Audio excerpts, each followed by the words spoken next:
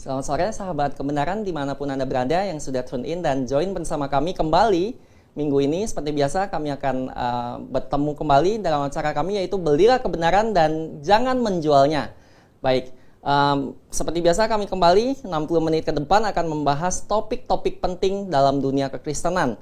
Baik, topik yang kami angkat pada minggu hari ini adalah membangun di atas fondasi iman yang teguh. Nah, tentunya kita sudah kedatangan narasumber kita, yaitu Dr. Stephen Einstein Liao. Selamat sore, Dr. Selamat sore kepada Evan dan juga kepada semua pemirsa Belilah Kebenaran dan Jangan Menjualnya. Baik, sehat ya dok ya? Puji Tuhan. Baik. Baik, kami akan membahas topik ini, memulai membahasnya. Namun sebelum saya memberikan kesempatan pada narasumber kita untuk membawa kita masuk ke dalam topik, saya akan ingatkan kembali kepada sahabat-sahabat kebenaran semuanya. Untuk apabila Anda mempunyai pertanyaan, silakan langsung klik saja di kolom komentar seperti biasa. Dan apabila Anda ingin berbicara langsung dengan kami, menghubungi kami, silakan di WA call kami di 0811 9222 313. Saya ulangi di 0811 9222 313. Baik, topik yang kita bahas pada sore ini mungkin cukup penting ya, sangat mendasar ya, yaitu fondasi begitu ya. Ya, benar seperti sekali. juga Tuhan Yesus berkata di Matius 7, ya berkata ada dua macam fondasi.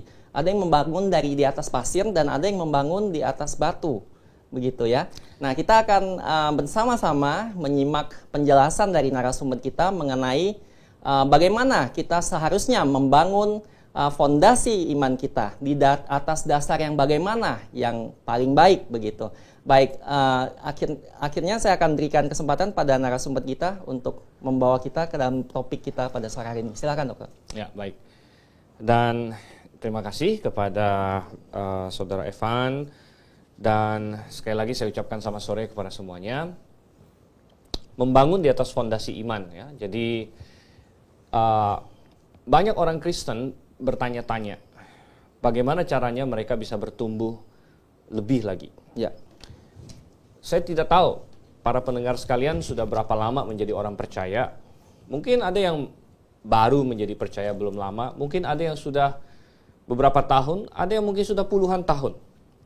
Nah, pertanyaannya adalah apakah kita sudah bertumbuh? Sudahkah kita membangun dengan benar di atas fondasi yang benar? Ya. Dan hari ini saya ingin mengajak kita melihat apa kata Alkitab mengenai hal ini. Ada beberapa poin yang penting yang perlu kita bahas. Pertama saya ajak kita buka dulu Alkitab kita bersama di dalam surat Efesus. Dan Efesus pasalnya yang kedua, ayat yang ke-19 sampai dengan ayat yang ke-22 di sini. Baik. Ya, silakan tolong dibaca. Ya. Efesus 2 ayat 19 sampai 22. Demikian firman Tuhan. Demikianlah kamu bukan lagi orang asing dan pendatang, melainkan kawan sewarga dari orang-orang kudus dan anggota-anggota keluarga Allah yang dibangun di atas dasar para rasul dan para nabi dengan Kristus Yesus sebagai batu penjuru. Di dalam Dia tumbuh seluruh bangunan, terapi dan susun menjadi bait Allah yang kudus di dalam Tuhan. Di dalam Dia kamu juga turut dibangunkan menjadi tempat kediaman Allah di dalam Roh.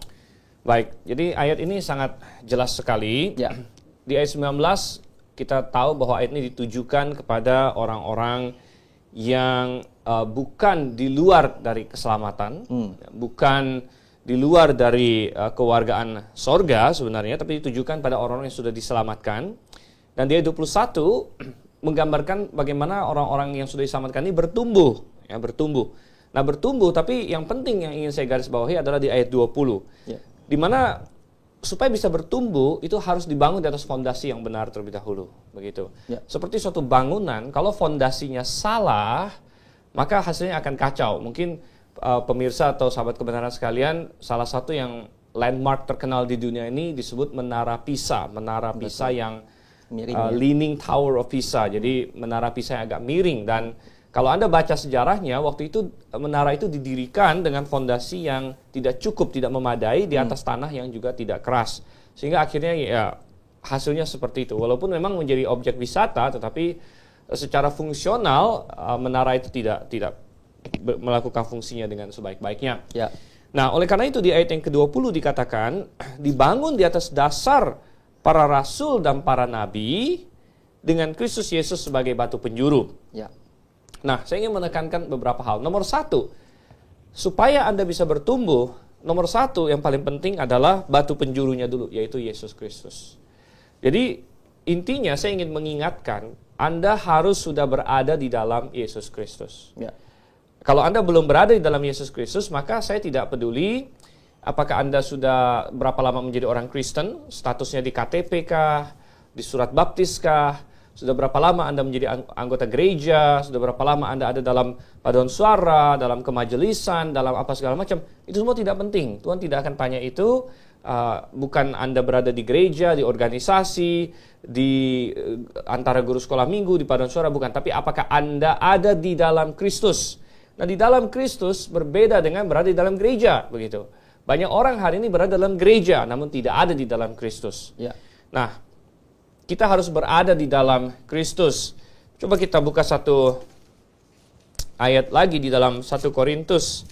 1 Korintus pasalnya yang ketiga. 1 Korintus pasal yang ketiga, ayat yang ke-11. 11 ya. Ya, boleh dibacakan? Baik, 1 Korintus 3 ayat 11 demikian firman Tuhan.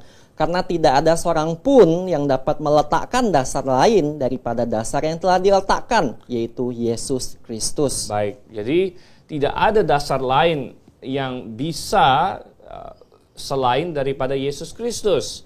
Jadi sekali lagi keselamatan adalah dasar. Kalau Anda belum diselamatkan, Anda belum berada di dalam Yesus Kristus, maka Anda tidak usah bicara dan kita tidak bisa berdiskusi mengenai bertumbuh. Ya. Karena Anda belum lahir bahkan, kalau kita ibaratkan bayi begitu kan. Oleh karena itu Tuhan Yesus berkata kepada Nikodemus, kecuali kamu dilahirkan kembali, katanya, kamu tidak akan bisa melihat kerajaan Allah. Betul. Padahal Nikodemus sudah memiliki keanggotaan cukup banyak. Dia anggota Israel, dia orang Israel. Dia bukan saja anggota Israel, dia anggota Farisi, begitu kan. Kemudian dia adalah seorang anggota dari mungkin punya kartu anggota kerabian begitu ya kalau waktu itu. Jadi dia sudah menjadi anggota dari begitu banyak hal, namun dia belum dilahirkan kembali begitu. Nah, pertanyaannya yang harus dijawab oleh setiap orang yang sedang menonton ini adalah apakah Anda sudah berada di dalam Yesus Kristus? Ya. Mungkin Anda bertanya, bagaimana caranya saya bisa berada dalam Yesus Kristus? Coba kita lihat di dalam Filipi pasalnya yang ketiga. Ya. Dan Filipi pasal 3 ini sedikit saya beri latar belakang dari ayat 4. Paulus bilang sebenarnya kalau mau ngomong soal hal-hal lahiriah yang tadi kita sebutkan keanggotaan dalam berbagai hal, Paulus bilang aku lengkap ya, aku orang Yahudi, aku disunat dan sebagainya. Namun ayat 8 dan ayat 9 boleh dibacakan? Ayat 8, 9, malahan segala sesuatu kuanggap rugi karena pengenalan akan Kristus Yesus Tuhanku lebih mulia daripada semuanya. Oleh karena dialah aku telah melepaskan semuanya itu dan menganggapnya sampah supaya aku memperoleh Kristus. 9, dan berada dalam dia bukan dengan kebenaranku sendiri karena mentaati hukum Taurat, melainkan dengan kebenaran karena kepercayaan kepada Kristus, yaitu kebenaran yang Allah anugerahkan berdasarkan kepercayaan. Filipi 3 ayat 9 ini adalah ayat yang sangat indah, sangat jelas bagaimana seseorang bisa berada di dalam Yesus Kristus. Kalau Anda ingin masuk ke suatu klub misalnya, biasanya ada syaratnya. Kadang-kadang Anda harus membayar uang, kadang-kadang entah ada syarat umur lah, syarat jenis kelamin lah, segala macam lah. Tetapi bagaimana bisa berada di dalam Yesus Kristus? Banyak orang salah berpikir dia bisa berada dalam Yesus karena Yesus ini kan kudus, Yesus ini kan Allah, maka dia pun harus sudah kudus dulu. Dia pun harus sudah sempurna dulu. Dia pun sudah harus mampu melakukan ya perintah-perintah Tuhan dan diuji. Wah, seperti ada tes gitu kan? Betul. Diuji, berhasil masuk, nah saya masuk dalam Kristus. Salah, saudara yang kasih Tuhan. Salah, karena kalau begitu caranya tidak ada satu orang pun di dunia ini yang mampu. Sekali lagi, tidak ada satu orang manusia di bumi ini yang mampu untuk melakukan hukum. Orang-orang yang terhebat sudah mencobanya. Abraham, Musa, apakah kita lebih hebat dari mereka? Daud, apakah kita lebih hebat dari mereka? Salomo, Dan mereka gagal dan gagal dan gagal. Dan karena memang jalan untuk berada di dalam Kristus bukan sesuai dengan Filipi 3 ayat 9, bukan dengan kebenaranku sendiri karena mentaati hukum Taurat, melainkan dengan kebenaran karena kepercayaan kepada Kristus. Yaitu kebenaran yang Allah anugerahkan berdasarkan kepercayaan. Jadi berada di dalam Yesus adalah masalah kita mengaku diri orang berdosa, dan kita tahu bahwa kita telah gagal, kita tidak benar di hadapan Tuhan, dan kita mengakui itu. Kita bukan berbangga bahwa saya mampu, tidak. Kita gagal, tetapi kita tahu bahwa dan kita mau menyambut kebenaran yang Allah sediakan di dalam Yesus Kristus melalui kepercayaan. Itu adalah dasar, itu adalah fondasi. Baik. Dan kalau Anda belum yakin akan hal itu pada hari ini, sahabat kebenaran sekalian, kalau Anda memiliki keraguan-raguan, jangan main-main. Jangan tunda-tunda, tetapi pastikan bahwa diri Anda diselamatkan. Berserulah kepada Tuhan, akui diri orang berdosa, bertobat dari dosa-dosa, dan percaya kepada Yesus Kristus. Barulah kita bisa mulai berbicara mengenai membangun. Oke, nah, mari kita kembali ke Efesus 2 yang tadi baru saja kita baca di awal. Tadi kita bilang mulainya adalah Yesus Kristus, diselamatkan. Nah, kalau orang diselamatkan, dia bagaikan bayi yang baru lahir. Makanya harus dibangun. Betul. Nah, ada fondasi lain lagi. Yesus adalah batu penjurunya, tapi perhatikan apa yang dikatakan di Efesus pasal 2 ayat yang ke-20 tadi. Yang tadi sudah dibacakan. Ya. Jadi, saya akan langsung saja dikatakan dibangun. Jadi kita ini orang yang sudah percaya, dibangun di atas dasar para rasul dan para nabi dengan Kristus Yesus sebagai batu penjuru. Jadi, pertama keselamatan Yesus Kristus, namun hal yang kedua yang sangat penting sekali adalah dibangun di atas dasar para rasul dan para nabi. Nah, apa ini maksudnya? Apa ini para rasul dan para nabi? Saudara, para rasul kita tahu. Siapa itu rasul? Ya, kita ada baca di Alkitab. Tuhan Yesus memilih 12 orang rasul waktu dia masih di bumi ini. Kemudian ada lagi yang namanya Rasul Paulus. Para rasul. Tentu para rasul tidak ada lagi hari ini. Mereka sudah mati. Ya, dan dalam Alkitab kita tidak ada membaca jabatan rasul itu diturunkan dan lain sebagainya. Jadi para rasul dan para nabi, kok mereka sudah tidak ada? Bagaimana caranya kita dibangun? Nah, para rasul dan para nabi ada pada kita dalam bentuk tulisan mereka, yaitu Alkitab. Jadi ini adalah yang paling penting. Alkitab, saudara kasih Tuhan. Alkitab itu adalah mahakarya dari Roh Kudus. Mahakarya dari Roh Kudus yang menginspirasikan para rasul dan para nabi menuliskan Alkitab, sehingga inilah pengajaran para rasul dan para nabi, dan kita harus dibangun di atasnya. Dan ini berarti, saudara yang Tuhan, bahwa Alkitab ini fondasi. Pengajaran rasul, pengajaran nabi adalah fondasi. Ya. Dan itu juga konsisten dengan apa yang sudah sering dijabarkan di acara ini, Belilah Kebenaran Jangan Menjualnya, mungkin di sesi-sesi yang lalu segala macam, di mana kita selalu mengajarkan bahwa karena Alkitab ini fondasi, pengajaran Rasul Nabi fondasi, maka tidak mungkin ditambah-tambah terus. Ya. Tidak mungkin ditambah-tambah terus. Hari ini ada banyak gereja atau orang yang masih mau punya rasul. Gitu. Bahkan ada, rasul masa kini katanya. Ya, rasul masa kini. Nah, kata rasul itu memang punya arti generik. Rasul generik artinya utusan. Ya. Dan dalam pengertian itu, boleh-boleh saja misalnya utusan Indonesia, ya bisa disebut rasul Indonesia. Ya, itu. Utusan gereja, ya rasul gereja. Namun, yang dimaksud dengan rasul dan nabi di Efesus 2:20 ini bukan utusan sembarang utusan. Ini adalah rasul Yesus Kristus, yaitu rasul-rasul yang dipilih oleh Yesus Kristus untuk menjadi saksi mata. Ya. Jadi waktu itu kita masih ingat Yudas Iskariot, ya, dia bunuh diri, dia mengkhianati Tuhan, dan mereka mau mencari gantinya. Lalu ada syaratnya, saudara. Anda baca di Kisah Rasul pasal 1. Syarat untuk menjadi seorang rasul adalah dia menjadi saksi mata dari kebangkitan Yesus Kristus. Itu tujuan utama dari rasul. Ya. Oleh karena itu, hari ini tidak mungkin lagi ada rasul dalam pengertian yang seperti itu. Dalam pengertian yang seperti Rasul Paulus atau Rasul Petrus. Tidak mungkin. Jadi saksi mata ya Pak? Ya, karena tidak ada lagi ya. Betul. Dan oleh karena itu, saudara kasih Tuhan, kita percaya kanon tertutup. Ya. Fondasi gitu. Nah, hari ini banyak orang pengen punya rasul tambahan tadi. Bahkan ada yang mengklaim, rasul inilah, rasul itulah. Ya. Ada pendeta mengklaim, dia ini rasul masa kini, lain sebagainya. nonsense. Betul. Karena rasul dan nabi itu fondasi. Sama dengan nabi. Ya, banyak orang hari ini mengklaim bahwa dia nabi, ya, dia punya karunia profetik segala macam. Bahkan saya ada ini melihat ada yang buka sekolah nabi lah segala macam hari ini. Betul sekali. Tapi saudara yang kasih Tuhan, tidak, itu fondasi, ya. Fondasi. Kalau Anda melihat suatu bangunan, dasarnya fondasi. Kemudian dari di atas fondasi itu dia dibangun. Mungkin ada lantai 1, lantai 2, lantai 3. Nggak mungkin sudah sampai lantai berapa belas, lalu fondasinya dipasang lagi gitu. Itu nggak masuk akal gitu. Kalau kita sekarang di abad 21, kalau kita ibaratkan kekristenan itu tiap abadnya kayak seperti satu lantai begitu ya, satu bangunan. Ya. Abad pertama ketika masih ada rasul dan nabi itu fondasi. Lantai pertama. Nah, itu fondasinya. Ya. Kemudian abad selanjutnya itu kayak lantai 1. Abad selanjutnya lagi lantai 2. Sekarang sudah abad 21 berarti sudah lantai ke-20. Ya. Masa di lantai 20 lalu ada fondasi lagi? Betul. Nggak mungkin gitu ya. Jadi fondasi dibangun di atas dasar di sini ya. Kata dasar di sini sama dengan kata fondasi. Fondasi atau dasar para rasul dan para nabi. Dan itu berarti bahwa kita punya firman Tuhan. Dan ini adalah sesuatu yang kita harus dibangun di atas firman Tuhan. Ya. Ini adalah kunci untuk sukses bertumbuh. Kalau Anda adalah orang Kristen dan Anda tidak berada di dalam firman Tuhan, Anda tidak mau membaca firman Tuhan, Anda malas mempelajarinya, ya, Anda akan disesatkan. Gitu.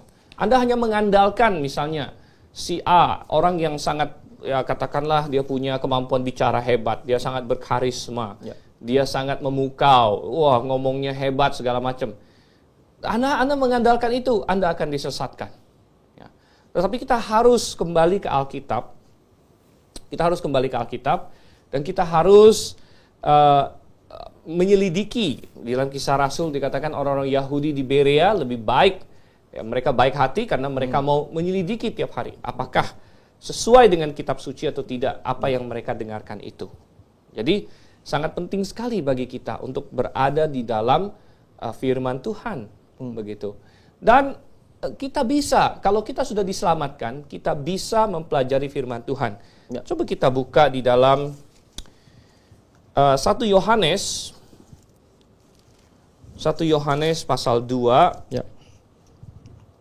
Kita lihat misalnya ayat 27. Ya. Boleh silakan dibacakan. Baik. 1 Yohanes pasal 2 ayat 27, demikian firman Tuhan. Sebab di dalam diri kamu tetap ada pengurapan yang telah kamu terima daripadanya. Karena itu tidak perlu kamu diajar oleh orang lain. Tetapi sebagaimana pengurapannya mengajar kamu tentang segala sesuatu, dan pengajarannya itu benar, tidak dusta, dan sebagaimana ia dahulu telah mengajar kamu, demikianlah hendaknya kamu tetap tinggal di dalam dia. Baik, jadi kunci untuk bisa memahami firman Tuhan adalah sudah diselamatkan tadi. Karena orang yang sudah diselamatkan, dia punya pengurapan Roh Kudus. Karena setiap orang yang diselamatkan, dia sudah dimeteraikan oleh Roh Kudus, berarti dia sudah diurapi oleh Roh Kudus. Oleh karena itu sangat heran sekali kalau hari ini masih ada orang yang cari pengurapan sana-sini. Ya. Dan ada gereja yang menawarkan itu. Ya mungkin semacam marketing atau apa begitu ya. Wah, kamu datang diurapin dan sebagainya. Padahal Alkitab tadi 1 Yohanes 2 berkata kita sudah memiliki pengurapan, itu pengurapan Roh Kudus. Ya. Nah, Roh Kudus di dalam hati kita itulah yang akan memampukan kita untuk memahami firman Tuhan. Sehingga orang yang sudah percaya bisa paham firman Tuhan. Kita tidak menganut suatu konsep bahwa orang awam nggak bisa ngerti firman Tuhan misalnya. Ya. Hanya suatu kelompok khusus, kelompok elit, kelompok spesial yang bisa memahami firman Tuhan. Pandangan seperti ini pernah dianut ya, di abad-abad pertengahan. Pada waktu itu gereja Katolik yang masih berkuasa. Ya. Mereka sempat punya suatu doktrin bahwa orang awam jangan baca Alkitab. Bahkan mereka tidak mau dan melarang Alkitab diterjemahkan ke bahasa vulgar mereka bilang atau bahasa sehari-hari begitu, melainkan tetap harus dalam Latin. Nah waktu itu Latin sudah menjadi bahasa intelektual, bahasa mati ya, dan dipelajari oleh imam-imam pada waktu itu lain sebagainya. Jadi hanya orang-orang yang terpelajar yang masuk ke dalam kepastorian dan lain sebagainya yang bisa membaca bahasa Latin Alkitab. Dan mereka berargumen waktu itu bahwa orang biasa jangan baca Alkitab, nanti kacau katanya. Jahat sekali, Ya, Pak, ya. tetapi Alkitab mengajarkan berbeda. Ya, Alkitab mengajarkan bahwa orang yang punya Roh Kudus bisa baca Alkitab, bisa memahami Alkitab. Ya. Hanya saja tadi itu fondasinya harus jelas, dia sudah diselamatkan, kemudian dibangun di atas Alkitab dan jangan ditambah-tambah begitu. Nah, hari ini penyesatannya bukan lagi masalah nggak boleh baca Alkitab, kalau dulu kan dilarang baca Alkitab. Nah, sekarang penyesatannya adalah ditambahin macam-macam.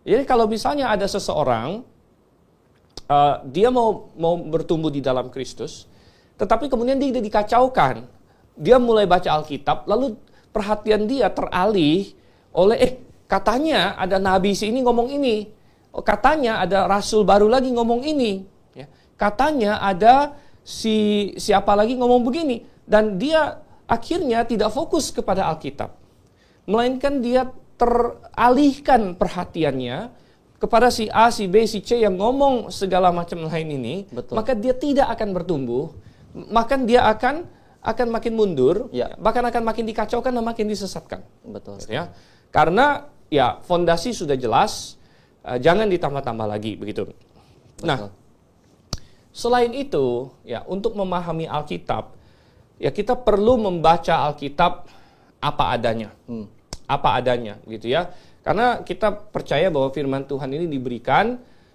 dengan tujuan supaya manusia bisa paham. Dia bukan ditulis pakai bahasa rahasia kok begitu. Baik. Ini bahasa waktu itu ditulis pakai bahasa Ibrani dan Yunani dan sudah diterjemahkan ke bahasa kita, bahasa Indonesia dengan bahasa yang bisa dimengerti. Betul. Begitu. Nah, coba saya ajak kita buka di 2 Timotius pasal 2 ayatnya yang kelima. Pasal 2 kelima 15 maksudnya. 15 ya. 15 ya. 2 Timotius pasal 2 ayat 15, demikian firman Tuhan, usahakanlah supaya engkau layak di hadapan Allah sebagai seorang pekerja yang tidak usah malu, yang berterus terang memberitakan perkataan kebenaran itu. Baik. Dalam bahasa Indonesia terjemahannya lumayan, tapi sebenarnya agak sedikit tidak literal sekali ya.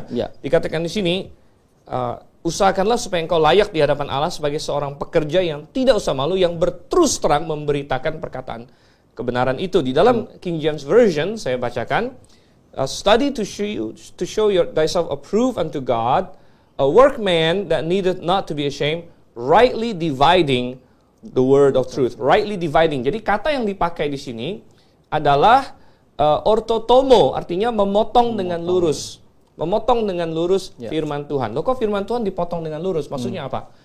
Kenapa Paulus memakai istilah ortotomo, memotong dengan lurus? Kita harus ingat bahwa Paulus punya pekerjaan sampingan. Ya. Dia pembuat tenda. Betul. Kalau dia membuat tenda, dia harus banyak memotong.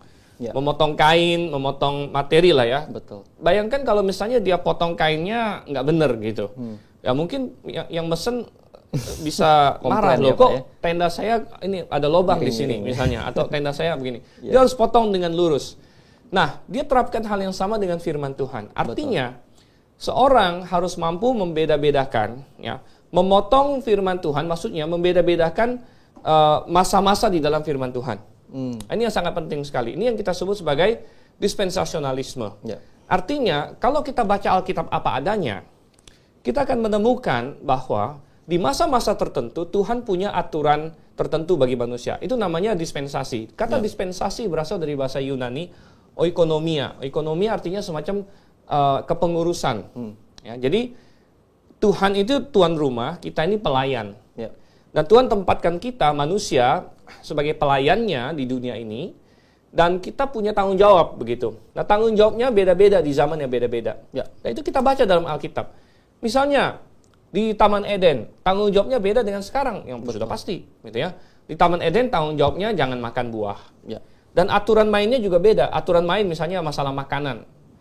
Di Taman Eden Tuhan bilang kamu boleh makan semua buah. Tidak boleh makan binatang, ya jelas belum ada yang mati kan. Nggak boleh makan binatang.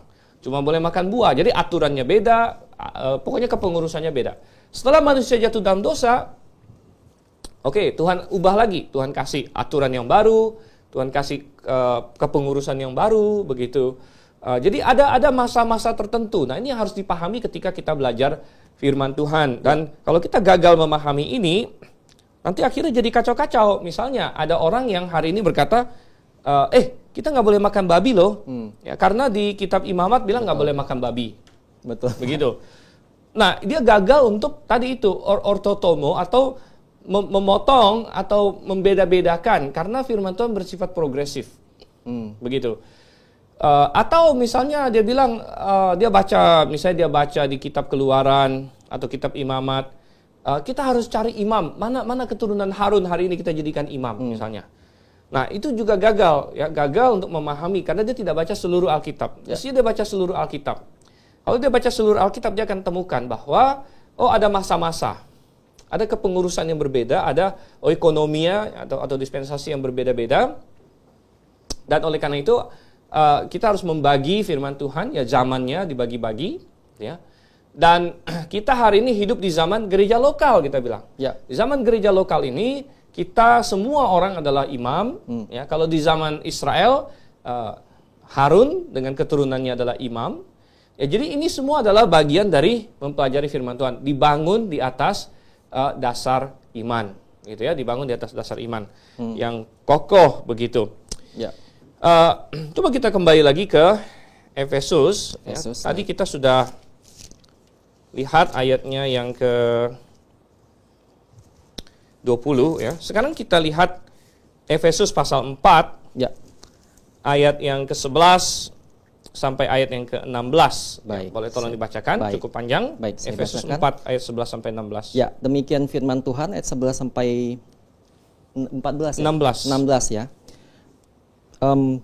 Dan ialah yang memberikan baik rasul-rasul maupun nabi-nabi, baik pemberita-pemberita Injil maupun gembala-gembala dan pengajar-pengajar, untuk memperlengkapi orang-orang kudus bagi pekerjaan pelayanan, bagi pembangunan tubuh Kristus, sampai kita semua telah mencapai kesatuan iman dan pengetahuan yang benar tentang anak Allah, kedewasaan penuh dan tingkat pertumbuhan yang sesuai dengan kepenuhan Kristus 14, sehingga kita bukan lagi anak-anak yang diombang-ambingkan oleh rupa-rupa angin pengajaran, oleh permainan palsu manusia dalam kelicikan mereka yang menyesatkan, tetapi dengan teguh berpegang kepada kebenaran di dalam kasih, kita bertumbuh di dalam segala hal ke arah Dia, Kristus yang adalah kepala. 16, padanya lah seluruh tubuh yang rapi tersusun dan diikat menjadi satu oleh pelayanan semua bagiannya sesuai dengan keadaan pekerjaan tiap-tiap anggota, menerima pertumbuhannya dan membangun dirinya dalam kasih. Iya. Baik. Jadi perhatikan di sini ya, bahwa untuk bisa bertumbuh, ya, dikatakan di sini kan ada pembangunan tubuh Kristus, kemudian tingkat kedewasaan yang penuh. Jadi ini berbicara mengenai bertumbuh. Ya, Tuhan bukan hanya memberikan kepada kita Alkitab. Ya, Alkitab itu kan rasul dan nabi, pengajaran rasul dan nabi, itu yang di ayat 11. Ya. Ialah yang memberikan baik rasul-rasul maupun nabi-nabi. Oke, rasul dan nabi sudah ada dalam bentuk Alkitab, hari ini sudah tidak ada. Namun berikutnya ditambahkan, selain itu ada pemberita-pemberita Injil, gembala-gembala, dan pengajar-pengajar. Ya. Nah, ini dalam konteks apa? Dalam konteks tubuh Kristus di 12. Ya, untuk memperlengkapi orang-orang kudus bagi pekerjaan pelayanan bagi pembangunan tubuh Kristus. Apa itu tubuh Kristus? Tubuh Kristus itu sudah dijelaskan di dalam pasal 1 ayat yang ke-23 dari Efesus, ya. Jemaat yang adalah tubuhnya. Jadi konteksnya adalah jemaat. Nah, ini mengantar kita kepada suatu poin. Tadi kita bicara mengenai dibangun di atas fondasi. Pertama, sudah harus diselamatkan. Betul. Kedua, setelah diselamatkan, Anda harus bertumbuh di dalam Alkitab. Ya. Baca Alkitab tiap hari, baca Alkitab dengan benar, minta diterangi oleh Roh Kudus, ya. Dengan menerima apa adanya dan memperhatikan ya sistemnya. Dan yang ketiga, yang sangat penting adalah berada di dalam jemaat yang benar, saudara kasih. Berada di dalam jemaat yang benar. Ya. Karena Tuhan sengaja memberikan ya, pemberian-pemberian, ya, yaitu apa? Pemberita Injil, gembala, dan pengajar untuk pembangunan tubuh Kristus. Oleh karena itu, seorang Kristen, dia selain membaca Alkitab, itu adalah tanggung jawab pribadi. Namun Tuhan memberikan juga suatu tool atau apa ya, sumber daya kolektif, yaitu berupa tubuhnya, yaitu jemaat. Ya. Dan ini berbicara mengenai jemaat lokal. Di dalam jemaat lokal ada gembala, ada penginjil yang bisa mengajar dan katanya membuat kita tidak seperti anak-anak yang diombang-ambingkan oleh rupa-rupa angin pengajaran. Betul. Karena di dalam dunia sekarang ini begitu banyak rupa-rupa angin pengajaran. Ya. Segala jenis Anda akan temukan. Gitu. Oleh karena itu sangat penting untuk mencari gereja yang benar dan untuk bertumbuh di dalam gereja yang benar. Ya. Di mana di situ ada gembala-gembala yang telah Tuhan panggil untuk menjadi gembala. Ya. Dan tidak semua orang Tuhan panggil menjadi gembala. Orang-orang yang Tuhan panggil menjadi gembala, Tuhan akan mempersiapkan dan memperlengkapi mereka untuk memberi makan secara rohani kepada domba-dombanya. Gitu. Nah mungkin Anda berkata, ya ini kan sekarang lagi situasi COVID-19, sedang pandemi. Wah, ke gereja aja susah. Gimana mau cari gereja misalnya gitu kan? Betul sekali, Pak. Mungkin ada yang bertanya demikian. Ya. Tetapi saya ingin menegaskan, justru di masa pandemi COVID-19 ini, semakin terlihat pentingnya jemaat yang Alkitabiah. Semakin terlihat. Mengapa? Kebanyakan gereja sekarang beralih online ya. Online. Dan tentu ini adalah sesuatu yang sementara. Betul. Artinya tidak mungkin gereja begitu terus. Ya, dulu sempat ada wacana orang yang bertanya, apa jadinya kalau gereja akhirnya ya online aja terus-terusnya gitu. Ya kita bilang tidak mungkin ya, karena jemaat itu harus ada berkumpul. Oleh karena itu ini adalah situasi sementara. Ya. Tetapi dalam situasi yang sementara ini kebaktian online ya. Dan banyak orang online segala macam. Tetapi dengan kebaktian online dan orang mulai cari ya, mendengar khotbah-khotbah online, maka terbuka juga kemungkinan orang terpapar kepada segala sesuatu yang ada di online begitu. Ya. Dan segala sesuatu yang ada di online ini itu kayak rimba. Ya. Pengajarannya itu dari A sampai Z. Betul. Ya. Dari yang kacau sekacau-kacaunya sampai yang agak-agak kacau sampai yang bagus dan sebagainya. Ya. Ada begitu banyak. Betul sekali. Dan justru potensinya bagi orang Kristen yang tidak punya jangkar dan tidak punya kematangan iman, dia akan terombang-ambing. Ya. Karena apa? Dia nonton YouTube, klik misalnya. Kan sekarang kan orang paling jago bikin judul-judul yang clickbait atau ini ya, yang menarik lah pokoknya. Wah, ini. Lalu dia dengarkan khotbahnya si ini, pengajarannya si ini. Dia klik lagi ya, YouTube, dia ada link-linknya terus kan. Betul. Habis selesai yang ini, direkomend yang ini, direkomend yang ini. Dan seorang Kristen yang tidak punya dasar fondasi yang teguh, dia bisa menjadi sangat kebingungan karena gado-gado begitu. Semua yang dia konsumsi, khotbahnya si ini, pengajarannya si ini, segala macam, dia pusing sendiri akhirnya. Yang mana yang benar, kadang-kadang bertentangan satu dengan yang lain. Ya. Ada yang bilang begini, ada yang bilang begitu. Nah, disinilah letaknya pentingnya gereja yang Alkitabiah. Kalau Anda sudah menjadi bagian dari gereja yang Alkitabiah, ikutilah pengajaran gereja Anda begitu.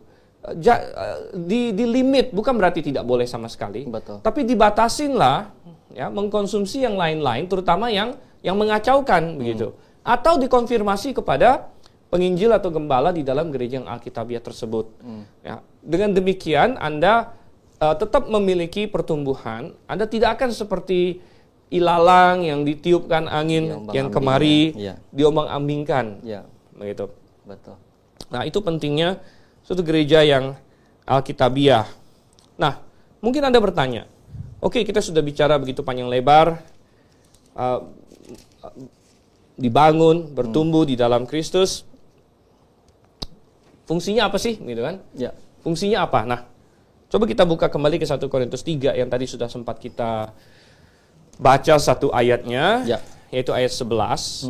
Ya. Tapi kita lanjutkan sekarang ayat 12 sampai dengan ayatnya yang ke-15. Baik, 1 Korintus 3 ayat 12 sampai 15 demikian firman Tuhan. Entahkah orang membangun di atas dasar ini dengan emas, perak, batu permata, kayu, rumput kering atau jerami. Sekali kelak pekerjaan masing-masing orang akan nampak.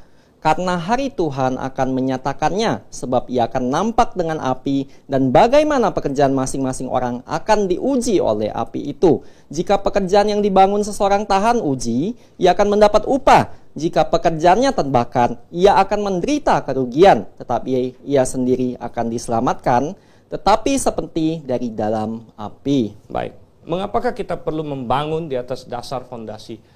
Karena suatu hari kelak, pekerjaan kita akan nampak di dalam tahta pengadilan Kristus. Ini berbicara, perikop ini bicara mengenai tahta pengadilan Kristus. Nah, kabar baiknya adalah tahta pengadilan Kristus ini ditujukan bagi orang yang sudah diselamatkan. Ya. Sehingga tadi kita baca di ayat ke-15, seburuk-buruknya orang itu tetap diselamatkan. Ya. Kalaupun pekerjaannya terbakar, dia akan menderita kerugian, namun ia diselamatkan. Karena ini adalah tahta pengadilan Kristus khusus untuk orang-orang yang sudah berada dalam Kristus, sudah punya fondasi Yesus Kristus. Namun yang mau Tuhan uji di sini, yang mau Tuhan adili di sini adalah kamu membangun apa di atasnya. Ya, apa yang kamu bangun di atasnya? Kamu sudah diselamatkan. Ada orang yang diselamatkan di akhir-akhir hidupnya. Oke, Tuhan tidak akan tuntut terlalu banyak. Misalnya penjahat di samping Tuhan Yesus. Betul. Udah mau mati, akhirnya kita lihat dia beriman pada Yesus. Dia tidak punya banyak kesempatan melakukan apa-apa. Betul. Tapi bagaimana dengan kita? Tadi saya bertanya, berapa lama kita sudah diselamatkan? Berapa lama kita sudah berada dalam Yesus Kristus? Kalau Anda belum yakin, jangan main-main sekali lagi. Pastikan Anda berada dalam Yesus Kristus. Tapi kalau Anda sudah berada dalam Yesus Kristus, Anda sudah diselamatkan, sudah lahir baru, Anda sudah membangun apa? Di atas dasar yang kokoh itu. Ya, dan katanya pekerjaan kita ini diibaratkan emas, perak, batu permata, atau kayu, rumput kering, dan jerami, dan nanti akan diuji dengan api. Betul. Dan yang tahan api akan lolos. Banyak orang bertanya pada saya, api ini apa begitu ya? Alkitab berkata bahwa firman Tuhan itu seperti api. Betul. Jadi saya yakin bahwa pekerjaan kita akan diuji dengan firman Tuhan. Maksudnya cocok nggak? Cocok nggak kehidupan kita, pelayanan kita, perbuatan kita dengan firman Tuhan? Cocok atau tidak begitu? Kalau misalnya kita bilang, oh saya mau bekerja untuk Tuhan, saya mau melakukan ini, A, B, C, D. Tapi sebenarnya kita melanggar firman Tuhan. Maka, ya itu seperti rumput yang akan terbakar. Kita berpikir bahwa kita sudah aktif untuk Tuhan. Tapi ternyata kita melanggar firman Tuhan. Ternyata kita tidak berada dalam kebenaran. Wah, sayang, pekerjaan kita akan terbakar. Ya, jadi pastikan Anda berada dalam Yesus Kristus, itu fondasinya. Kemudian Anda membangun di atas dasar fondasi Alkitab. Kemudian Anda berada dalam gereja yang benar. Itu semua akan memastikan Anda membangun dengan baik, dan suatu hari nanti pekerjaan Anda akan tahan uji. Baik.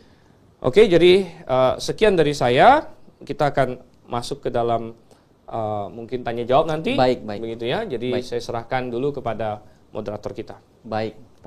Terima kasih narasumber kita, yaitu Dr. Stephen Ensendiao, sudah menjelaskan panjang lebar mengenai fondasi iman Kristen yang benar, yang dapat kita berteguh berdiri di atasnya. Baik, sudah banyak pertanyaan yang masuk, tapi sebelumnya kita akan masuk sesi iklan dulu ya. Jangan kemana-mana, kita akan kembali setelah pesan-pesan berikut ini.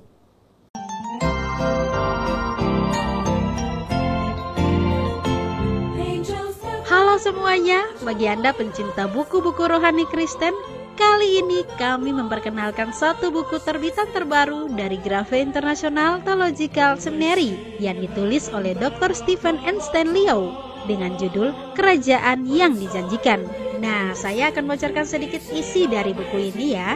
Penjelasannya seputaran janji kerajaan dalam Perjanjian Lama dan Perjanjian Baru. Kapan pengangkatan terjadi?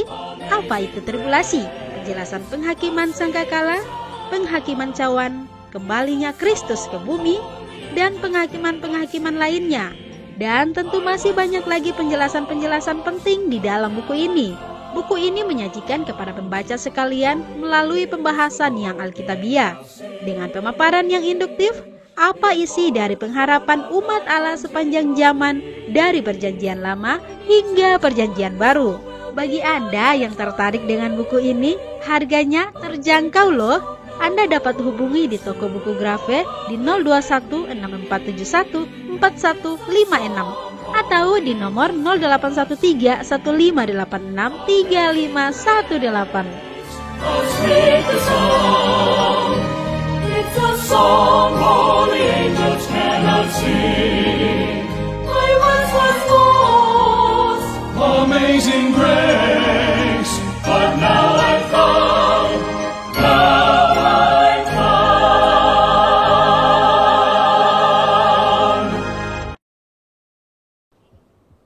Sahabat kebenaran, kita kembali lagi dalam acara kita. Dan saat ini kita akan masuk ke dalam sesi tanya jawab ya, dokter ya. Baik, sudah banyak pertanyaan yang masuk. Saya akan langsung bacakan saja mengingat waktu. Baik, pertanyaan pertama datang dari Pak Tobito Obi. Selamat sore Pak Stephen, katanya. Ya. Maranatha. Sore. Ya, Maranatha, Pak Tobi. Baik. Beliau bertanya, apakah iman masih disebut iman kalau sudah terjadi dan dilihat? Misal Thomas yang membuktikan sendiri kebangkitan Tuhan dengan mencucukkan tangan ke dalam lambungnya. Silakan dokter. Ya, baik. Kalau kita lihat di dalam Ibrani 11 ayat 1, iman adalah bukti dari segala sesuatu yang belum kita lihat ya. Betul. Jadi kalau sudah dilihat tentu bukan iman lagi. Ya. Bukan berarti bahwa Thomas nggak beriman. Akan upload kembali dan akan Thomas upload sudah kembali, dibuktikan dan saat ini kita akan imannya, masuk tetapi ke dia dalam masih sesi. perlu beriman yang Beliau lain yang bertanya, dia apakah lakukan. iman Misalnya masih dia disebut beriman iman bahwa kalau sudah Yesus itu Tuhan, Ya. begitu ya. Jadi karena dia melihat bukti kebangkitan, maka dia menjadi percaya bahwa Yesus itu Tuhan. Betul. Makanya akhirnya dia tersungkur dan berkata, "Ya Allahku dan Tuhanku." Begitu. Jadi itu juga iman ya, walaupun untuk masalah kebangkitan ya nggak perlu dia imani lagi karena dia sudah melihat. Oleh karena itulah Yesus Kristus berkata, "Berbahagialah orang yang tidak melihat namun percaya." Begitu. Para rasul mereka punya porsinya sendiri. Mereka kan memang dipilih menjadi saksi mata. Jadi mereka harus melihat begitu. Jadi mengenai masalah kebangkitan itu mereka saksi mata, mereka lihat langsung. Tentu mereka punya iman, tapi iman yang hal-hal yang lain lagi begitu ya. Misalnya tentang keilahian Yesus dan lain sebagainya yang disokong oleh kebangkitan itu. Baik. Saya rasa cukup menjawab ya Pak Tobito. Semoga sudah bergabung kembali bersama kami dan sahabat kebenaran semuanya. Saya ingatkan kembali apabila Anda mempunyai pertanyaan, langsung silakan ketik saja di kolom komentar kami akan langsung menjawabnya begitu. Baik, kita masuk ke pertanyaan kedua, masih sama dari Pak Tobito Obi.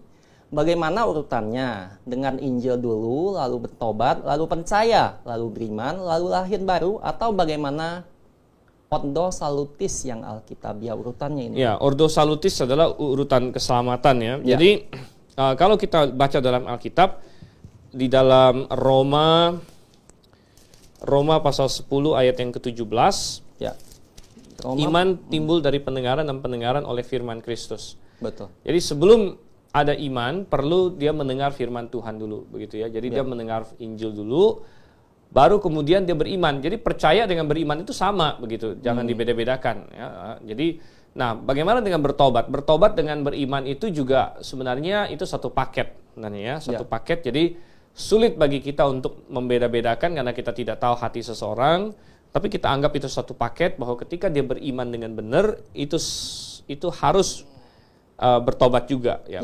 Artinya iman yang benar itu mengandung pertobatan. Dan pertobatan yang benar itu mengandung iman begitu. Jadi paket ya. Jadi kita tidak perlu dibeda-bedakan ya berapa detik ini duluan dan lain sebagainya. Yang penting pokoknya yang pertama adalah dia itu mendengar firman Tuhan. Kemudian dia merespon melalui pertobatan dan percaya ya, tentu itu ada kerja Roh Kudus di situ. Betul. Ya artinya bukan pasif begitu saja, tapi Roh Kudus bekerja, tapi tetap tanggung jawab manusianya adalah dia merespon dengan bertobat dan percaya, baru kemudian dilahir barukan. Gitu ya. Jadi ini beda dengan urutan Calvinis misalnya. Ya, bagi yang pernah belajar Calvinisme, Calvinis bilang orang harus lahir baru dulu baru menjadi percaya. Ya, tapi kita membaca dalam Alkitab, misalnya Yohanes 1:12, setiap orang yang menerimanya diberinya kuasa menjadi anak-anak Allah. Jadi menerima dulu baru lahir baru menjadi anak Allah. Baik, gitu ya. Oke. Baik, saya rasa cukup menjawab. Namun di sini memunculkan pertanyaan lain karena ada konsep yang beredar bahwa kenapa harus bertobat begitu. Maksudnya adalah ada yang berkata bahwa bertobat itu adalah sesuatu yang kita lakukan gitu. Karena firman Tuhan berkata, engkau diselamatkan karena iman, itu bukan hasil usahamu, bukan hasil jerih payahmu, tapi adalah kasih karunia Allah semata begitu. Silakan. Iya, bertobat dengan iman itu saya bilang tadi itu satu paket ya. Karena ketika kita beriman berarti kita percaya kan. Percaya apa yang Tuhan katakan. Dan percaya apa yang Tuhan katakan berarti pada saat yang sama kita percaya juga bahwa kita ini berdosa gitu. Ya.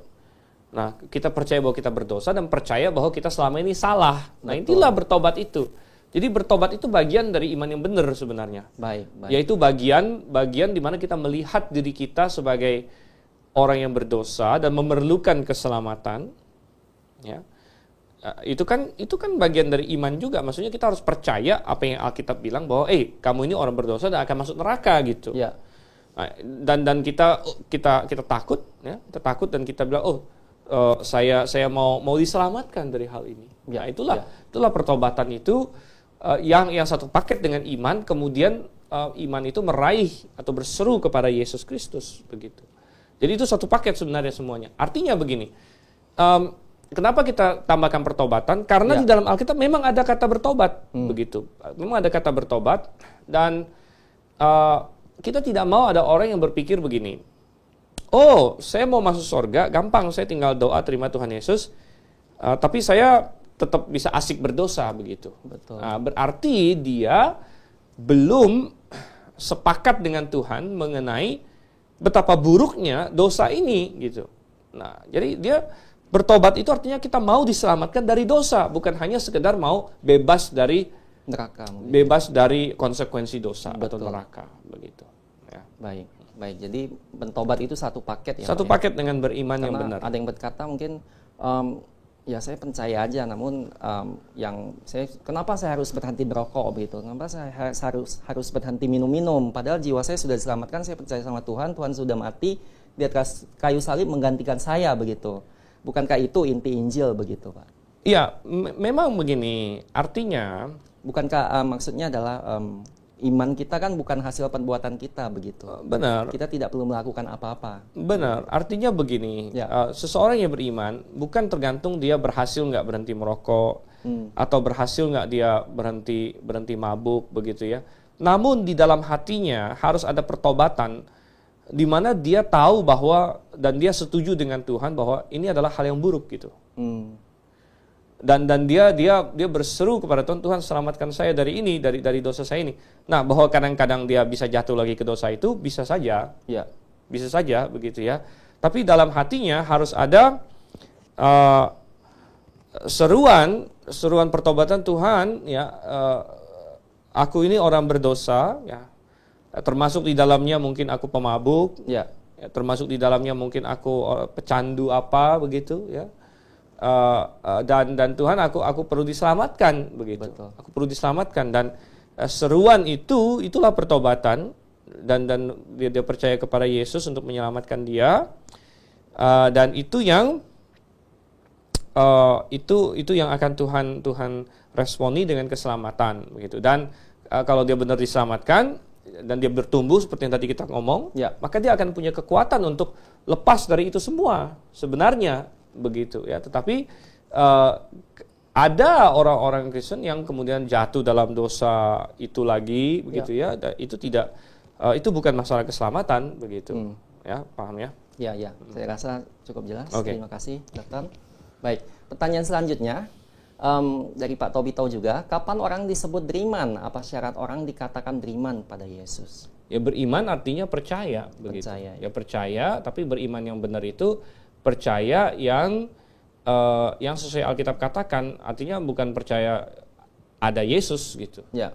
Tapi percaya dan berseru ya kepada Yesus untuk menyelamatkan. Artinya gini loh. Iman yang benar-benar iman itu iman yang begini. Saya ambil contoh ya. Ya. Kalau saya bilang misalnya Evan, nanti kamu pulang jangan lewat sana, di sana ada bahaya, ya. Lalu, oke, percaya atau enggak? Ya percaya. Nah, percaya, kalau benar-benar percaya, dia nggak akan lewat sana gitu. Betul. Nah, artinya iman yang benar adalah iman yang benar-benar percaya dan itu mengubah kita begitu. Ya. Saya percaya Yesus itu Tuhan, ya. Maka saya akan menyembah Dia. Ya, saya akan ikut Dia, gitu. Karena ada penginjilan, saya dulu pernah mendengar ya, seorang dia bersaksi penginjilannya begini, dia datang ke rumah orang, kebetulan orang itu agama lain. Ya. Lalu dia bilang gini, kamu mau nggak masuk surga? Ya maulah, orang itu bilang, mau masuk surga. Oh, mau masuk surga, ini doa ini sama saya, kamu bisa masuk surga. Ya, doa ini kan dia ada doa terima Tuhan Yesus segala macam. Oh ya, oke lah, saya doa terima Tuhan Yesus. Lalu akhirnya setelah dia doa, dia bilang, oh selamat, kamu sudah diselamatkan. Ayo nanti hari Minggu ke gereja ya. Orang itu jawabnya apa? Loh, saya kan bukan orang Kristen. Lah, lalu artinya yang tadi semua dia lakukan itu dia nggak paham sama sekali. Betul. Gitu. Dia nggak paham sama sekali, dia hanya secara psikologis dimanipulasi. Kamu mau nggak masuk surga? Ya. Kalau mau masuk surga ini loh, ayo ikut doa sama saya. Tanpa ada pemahaman bahwa, kalau saya percaya Yesus, itu ada konsekuensinya. Ya, itu berarti saya mau ikut dia. Itu berarti saya mengakui yang lain salah, gitu. Ya. Itu berarti yang selama ini saya sembah itu kosong.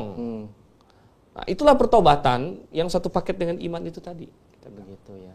Jadi tidak hanya membacakan isi doanya, bukan Pak, hanya ya? sekedar kayak ngapalin doa gitu, bukan. Baik. Kita lanjut ke pertanyaan selanjutnya.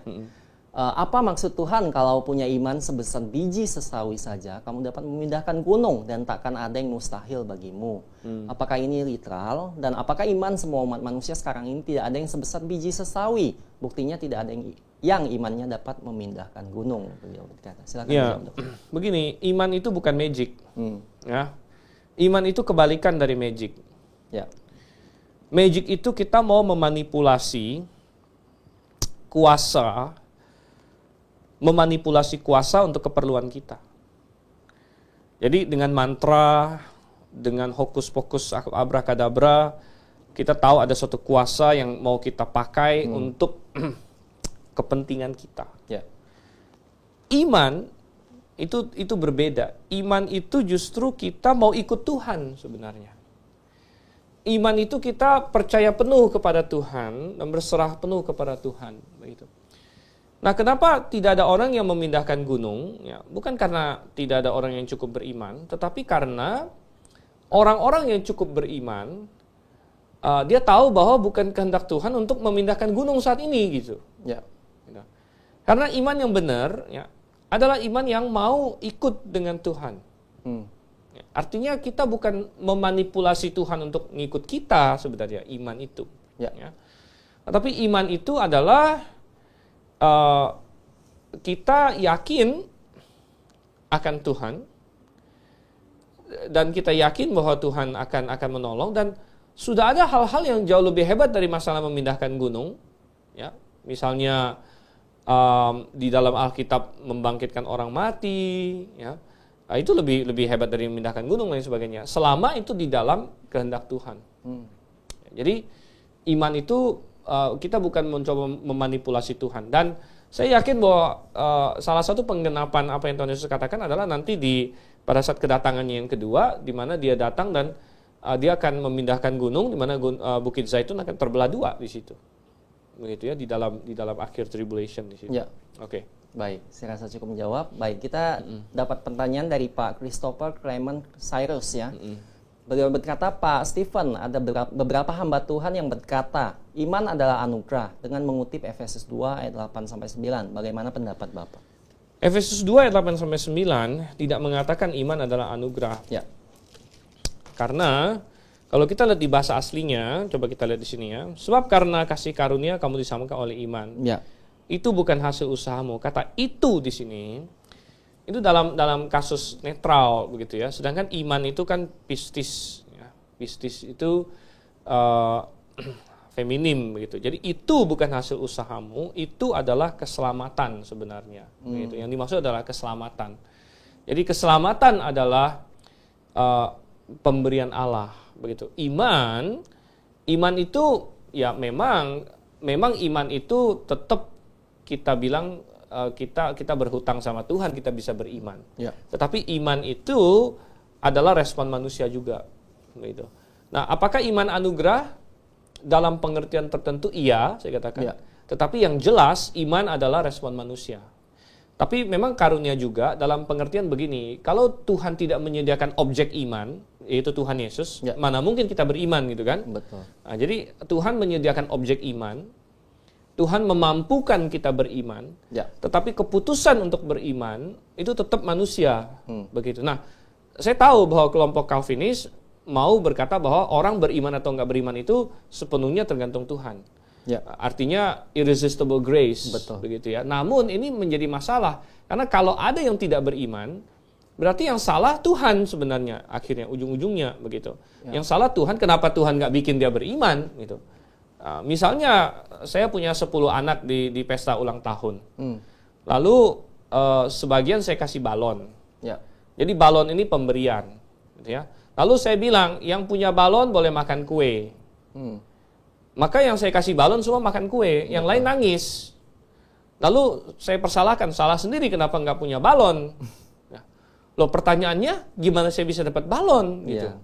Balonnya kan kamu yang kasih juga, gitu. Jadi aneh gitu. Kalau misalnya iman itu bukan tanggung jawab manusia atau iman itu bukan respon manusia, melainkan murni pemberian Tuhan, maka kalau ada yang tidak punya iman, ya pertanyaannya kenapa Tuhan tidak kasih dia iman gitu kan? Itu menjadi pertanyaan begitu. Kenapa Tuhan tidak kasih dia iman kalau begitu? Nah, tetapi Alkitab mengajarkan iman itu tanggung jawab manusia. Makanya ada perintah percayalah. Itu kan diperintahkan ke manusia. Nah, apakah Tuhan membantu? Sudah pasti. Kalau bukan Roh Kudus yang bekerja menarik, ya nggak mungkin juga kita beriman. Jadi dalam pengertian tertentu, kalau kita bilang iman itu anugerah, saya amini sebenarnya. Saya oke-oke aja iman itu anugerah. Cuman bukan dalam pengertian anugerah yang tidak bisa ditolak gitu. Melainkan anugerah yang tetap ada tanggung jawab saya untuk percaya. Walaupun saya dimampukan untuk percaya. Tapi tetap memang saya percaya begitu. Ya, dan Anda percaya. Ya, dan kalau ada yang tidak percaya itu bukan salah Tuhan, melainkan memang orang itu tidak percaya. Ya, bukan karena Tuhan tidak mau kasih dia percaya. Begitu. Karena Tuhan bekerja pada orang itu juga sebenarnya. Ya, cuman dia menolak pekerjaan Roh Kudus di situ. Baik. Saya rasa cukup menjawab. Baik, kita langsung ke pertanyaan selanjutnya. Apakah iman itu semakin bertumbuh besar? Bagaimana urutan tingkatan iman yang lebih besar untuk kategori anak-anak Tuhan, saudara Tuhan, sahabat Tuhan, murid Tuhan? Dan kapan kita layak disebut demikian masing-masing? Ya jelas iman itu bisa bertumbuh. Betul. Ya, jelas iman itu bertumbuh. Makanya semakin kita mengenal Tuhan, mengenal firman Tuhan, ya semakin kita bisa paham itu semua. Mengenai anak Tuhan, ya semua yang sudah diselamatkan ya anak Tuhan, gitu kan? Kalau dibilang saudara Tuhan, ya saudara Tuhan Yesus ya bisa dibilang, ya karena Tuhan Yesus yang sulung begitu. Betul. Sahabat Tuhan, ya kalau kita punya hubungan yang erat dengan Tuhan, ya Abraham disebut sahabat Tuhan. Murid Tuhan, ya kalau kita belajar terus dari Tuhan, nah itu, ya jadi ya itu semua saya rasa ya istilahnya cukup jelas lah ya. Baik, cukup menjawab ya. Kita langsung ke pertanyaan selanjutnya. Apa maksud ayat ini, yaitu di Lukas 14:26?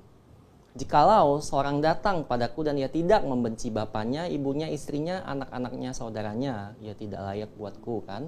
Dan mengapa Tuhan memilih kata membenci begitu? Ya, Tuhan memakai kata membenci untuk memberikan kontras yang besar begitu. Bukan berarti kita membenci mereka karena kita kan disuruh mengasihi orang tua, mengasihi istri, yaitu tanggung jawab kita mengasihi anak-anak kita. Namun membenci di sini adalah dalam kontras begitu. Ya. Karena kalau kita lebih mengasihi yang satu dibanding yang lain, kadang-kadang atau dalam bahasa komparatif itu seolah-olah kita membenci yang ini, gitu. Karena kita lebih mengutamakan yang lebih kita kasihi. Seolah-olah kita membenci yang satunya lagi. Ya. Namun ya itu tidak, ya maksudnya adalah kita jauh lebih mengasihi Tuhan mestinya, itu daripada semua yang lain. Begitu. Baik, kita langsung ke pertanyaan selanjutnya. Sebenarnya waktunya sudah lewat, namun tadi karena ada kendala teknis kita lanjut saja ya dokter ya. Ya mungkin beberapa menit lagi lah. Baik, kalau begitu ini pertanyaan terakhir ya. Oke. Baik, pertanyaan terakhir, mengapa orang-orang Kristen masih menyebut diri mereka hamba Tuhan, padahal Tuhan sendiri tidak mau demikian. Malah sahabat seperti malah disebut sahabat seperti ayat ini di Yohanes 15 ayat 15. Aku tidak menyebut kamu lagi hamba sebab hamba tidak tahu apa yang diperbuat oleh tuannya. Tetapi aku menyebut kamu sahabat karena aku telah memberitahukan kepada kamu segala sesuatu yang telah aku dengar dari Bapakku. Ya, kenapa kita menyebut diri kita hamba Tuhan? Walaupun Tuhan ini ya, maksud Tuhan di ayat itu bukan berarti bahwa kita bukan hamba Dia lagi, kita tetap hamba Dia. Tapi maksudnya kita ini bukan sekedar hamba gitu maksudnya. Ya. Nah, kita ini hamba yang hamba sekaligus sahabat, itu maksud Tuhan. Ya. Bahwa kita hamba ya tetap masih hamba, dan itu kita bisa lihat karena banyak di Alkitab tetap memakai istilah hamba. Misalnya Yudas 1 ayat 1, dari Yudas hamba Yesus Kristus. Ya, Yakobus 1 sama ya, Yakobus 1 ayat 1 istilahnya sama ya, dari Yakobus hamba Allah dan Tuhan Yesus Kristus. Dan Paulus juga ada berkata bahwa demikianlah orang harus memandang kami, yaitu sebagai apa? Hamba-hamba Allah, katanya pelayan-pelayan Allah. Ya. Jadi tidak masalah penggunaan istilah hamba Tuhan. Ya, Tuhan Yesus mengatakan kita bukan hamba yang hanya sekedar hamba, tapi hamba yang sekaligus sahabat, sekaligus anak bahkan. Gitu ya. Jadi ya, Pak, ya luar biasa. Nah, kita menjadi anak kan bisa juga hamba. Betul. Artinya gini, kita melayani seorang anak yang daripada kerja sama orang lain, dia kerja sama bapaknya. Ya. Ya kan? Betul. Jadi ya kita begitu. Seorang sahabat, misalnya kita punya sahabat baik, dia luntang-lantung ya, cari kerjaan di PT sana sini. Ya udahlah, kamu kerja sama saya aja lah. Tetap sahabat kita, tapi bisa karyawan kita atau dalam pengertian hamba ya. Tapi ya hamba yang sekaligus sahabat, sekaligus anak. Begitu. Ya. Baik, saya rasa sangat jelas. Baik, seperti biasa, itu tadi pertanyaan terakhir dan saya akan berikan kesempatan pada Dr. Stephen untuk memberikan closing statement. Baik. Dokter. Jadi, saudara yang kasih Tuhan, pastikan diri Anda berada dalam Yesus Kristus, itu yang sangat penting sekali. Dan pertanyaannya adalah, apakah Anda sudah dibangun di atas Yesus Kristus? Itu tanggung jawab kita. Dan Anda bisa dibangun kalau Anda jelas di atas firman Tuhan, tidak digoyahkan dengan wahyu-wahyu yang liar, yang lain lagi. Dan Anda juga penting sekali untuk berada dalam jemaat yang Alkitabiah, di mana Anda benar-benar ada gembala, penginjil, lain sebagainya, supaya Anda tidak diombang-ambingkan oleh rupa-rupa angin pengajaran. Ya, itu adalah kehendak Tuhan bagi kita. Ya. Dan suatu hari kelak nanti kita akan diuji pekerjaan kita masing-masing dalam tata pengadilan Kristus. Baik, jadi sahabat kebenaran, demikian closing statement-nya, luar biasa. Jadi atas dasar apa kita akan membangun fondasi iman kita? Itu kembali lagi kepada kita untuk menjawabnya, begitu. Baik, sahabat kebenaran, dengan berakhirnya closing statement dari narasumber kita, berakhir juga acara kita pada sore hari ini. Dan saya ingatkan kembali, memang tadi banyak pertanyaan yang sudah masuk dan belum sempat dijawab ya dokter ya. Namun jangan khawatir, kami akan memasukkan pertanyaan tersebut ke dalam grup WA dan linknya sudah ada di kolom komentar. Jika Anda belum join, silakan klik linknya dan Anda akan otomatis join ke dalam grup WA kami, begitu. Baik, kemudian kami juga karena tadi ada kendala teknis dan terputus pembahasan dari Dr. Stephen, tidak usah khawatir, kami sudah rekam dan kami akan upload. Jadi mohon ditunggu saja, begitu. Baik, akhir kata kami seluruh kru yang bekerja dari Studio Grave 1 Sunten, Jakarta Utara maupun saya dan narasumber Dr. Stephen mengucapkan terima kasih atas kebersamaan kita selama 60 menit lebih ya tadi ya. Dan kami mengucapkan selamat melanjutkan aktivitas Anda kembali dan Maranatha.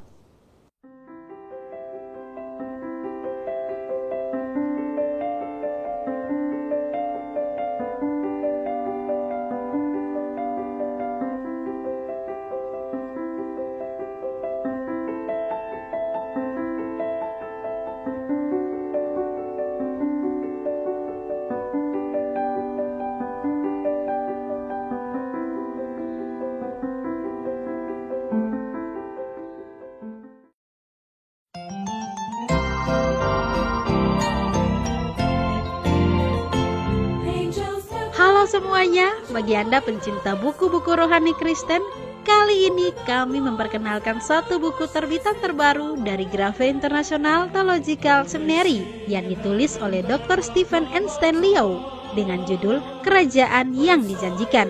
Nah, saya akan bocorkan sedikit isi dari buku ini ya.